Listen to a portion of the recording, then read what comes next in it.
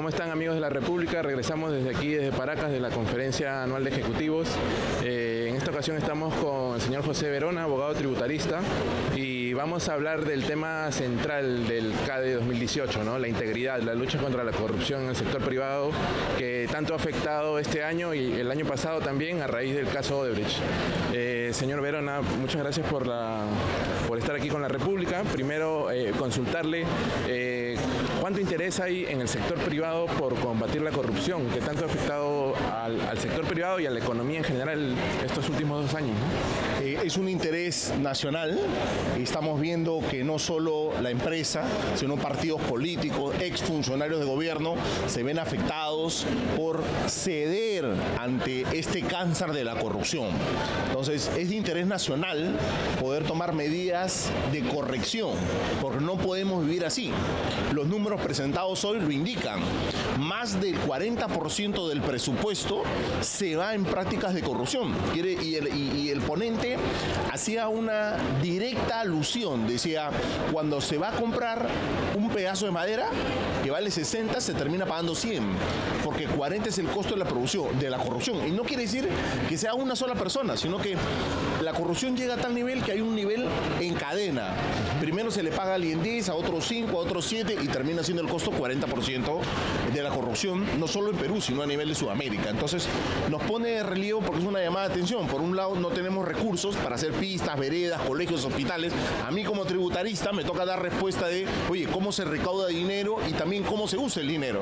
Pero si este uso va a hacer que vaya parte del dinero a la corrupción, la gente se desincentiva y dice, ¿para qué voy a pagar impuestos si al final se van a tirar, se van a gastar, se van a robar el dinero que yo pago? Ahora, mucho se ha hablado también ahora de los programas de cumplimiento, que son estas estrategias del sector privado para luchar contra la corrupción. ¿Cuánto se debe mejorar? ¿Qué estrategias se deben plantear o se están discutiendo ahora en CADE? Usted ha podido observar. La denuncia o la gran afirmación que hemos recibido es que el ISO 37001 es un fracaso. O sea, si bien es cierto, es un estándar. Cuando hablamos de un estándar es de las mejores prácticas, se busca una media. Y de esa media normalmente se ponen más controles hacia arriba. Para establecer el ISO 37001 han hecho de la media hacia abajo, lo cual no garantiza que aquellas personas que saquen el ISO 37001, que es un primer paso, pero es un paso modesto, muy conservador, porque este ISO 37001 al establecer prácticas o buenas prácticas, pero de un nivel muy bajo, no garantizan que no hayan prácticas anticorrupción. Más bien, hablamos de nuevas prácticas de índole familiar, o sea, son las empresas familiares las que están poniendo sobre la marcha prácticas de cero tolerancia. ¿Y qué significa cero tolerancia? Significa que no importa que sea el nieto del fundador, si está involucrado en prácticas de corrupción, se va. Y entonces es la mejor manera de cortar. Nadie va a querer perder su empleo, nadie va a querer perder su trabajo, su cargo de director o gerente. Si yo sé que por ser corrupto o prestarme para prácticas de corrupción voy a perder mi empleo, entonces no las hago. Y ese es un verdadero freno. Sincero, tranquilo, directo, sin mucha tramitología. ¿Estás involucrado en prácticas anticorrupción? Te vas. Eso significa una práctica cero corrupción para empresas familiares que quieren deslindar con el cáncer de la corrupción. Ahora, una forma de corrupción, si bien son las llamadas coimas que se han venido pagando, también hay otras formas de corrupción, que es la evasión tributaria, evadir impuestos de parte del sector privado. Y hace poco SUNAT ha encontrado que en el sector construcción se trabaja mucho con la doble factura para evadir impuestos. ¿Cómo usted ha visto el desempeño de SUNAT en este tipo de operativos del sector construcción? Son gran cantidad, miles de millones de soles los que deja de recaudar el Estado por la evasión de impuestos. El área de estudios económicos de Grupo Verona hizo un análisis de qué nivel de corrupción a través de facturas falsas tenemos. Y nosotros hemos estimado que más de 64.000 empresas están involucradas en la compra de facturas falsas. Esa que se paga 2% para comprar o 3% con bancarización. Entonces, este tipo de prácticas lo único que hacen es sincerar algo que se habla a gritos. Hay un famoso diezmo de corrupción para obtener la obra. ¿Y cómo pago ese diezmo de corrupción? A través del ingreso de facturas falsas. En la factura falsa yo retiro en mi contabilidad el 100% de la compra. Por ejemplo, si compran una factura falsa sobre 200.000 soles, ellos terminan retirando de su contabilidad 200.000 soles. ¿Cuál es el precio? El 3% de 200.000 soles, 6.000 soles. Pagan 6.000 soles, pero retiran 200.000 soles. ¿Para qué sirven esos 200.000 soles? Para pagar la coima por la cual ganaron la licitación. Entonces, si nosotros terminamos con la práctica de las facturas falsas, no va a haber cómo sacar dinero para la coima. O sea, del gobierno regional X entran 4 millones de soles a la empresa constructora tal. ¿Cómo salen para pagar la corrupción? Tiene que tener una factura, un recibo por honorarios, tiene que tener algún argumento para poder sacar ese dinero. Recuerda que si la empresa saca más de 10.000 soles del banco sin tener un motivo, inmediatamente le abren un ROS, un reporte de operación sospechosa, y la UIF se entera. Pero ¿qué pasa si cuando van a sacar los 200.000 soles dice pago de factura y adjuntan la factura? No se genera el reporte de operación sospechosa, porque al banco le están engañando que van a pagar facturas, cuando el mismo empresario sabe que es una factura falsa. Entonces es una cadena de actos. Si yo corto la corrupción, desaparece la factura falsa. Si yo desaparece la factura falsa, no hay cómo financiar la corrupción. Entonces son actos que dentro de empresas deberían cortarse, son actos lesivos.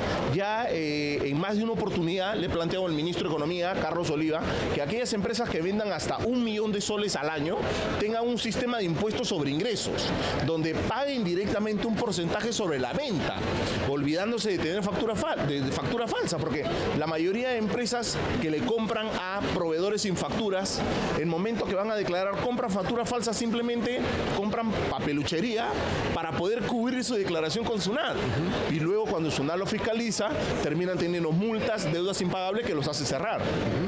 Ahora, hace poco el Ejecutivo ha hecho una reforma tributaria en materia de elusión, ha cambiado las normas, ha adecuado las normas para combatir la elusión, que es otro mal que aqueja la recaudación tributaria, pero el sector privado sostiene que criminaliza o perjudica a los empresarios, ¿no? Que la personaliza. ¿Usted considera que estos cambios tributarios que se han hecho en contra de la elusión deben modificarse, deben corregirse, están bien? Me ha tocado hacer cátedra en el CADE. Voy conversando con más de 50 empresarios entre las 11 de la mañana y las 4 de la tarde, y estoy haciendo pedagogía en cuanto a la norma antielusión. La norma antielusión es una norma bien dada. La responsabilidad solidaria que tienen los gerentes, que el gerente va a responder con su dinero si es que está involucrado en actos de elusión de la empresa, es una norma bien dada, que desincentiva la práctica de elusión. Es que esto es lo que queremos, desincentivar la práctica de elusión. ¿Eso significa que las empresas no pueden hacer planeamiento tributario? Sí pueden hacer planeamiento tributario, por supuesto que lo pueden hacer, pero tienen que inscribirlo en sus registros. El directorio o todos los socios o los directores tienen que aprobar esta planificación. Y al estar aprobado por junta de accionistas o por los directores, ya te evitas la responsabilidad, digamos, ficta, porque ya no vas a hablar de que hay una ilusión, porque has escrito ese acto de planificación. Pero, ¿qué pasa cuando hacen actos de ilusión y no los inscriben como un acto de planificación? De frente eluden. Ahí nace la responsabilidad del gerente general o de los directores involucrados en hacer estos actos. Eso desincentiva las prácticas elusivas, sí. ¿De qué se llama una práctica elusiva? Eludir no es una práctica comercial. Quiere decir que yo voy a hacer actos, estructuras, simulaciones con la finalidad de pagar menos impuestos. ¿Está bien corregir eso? Por supuesto.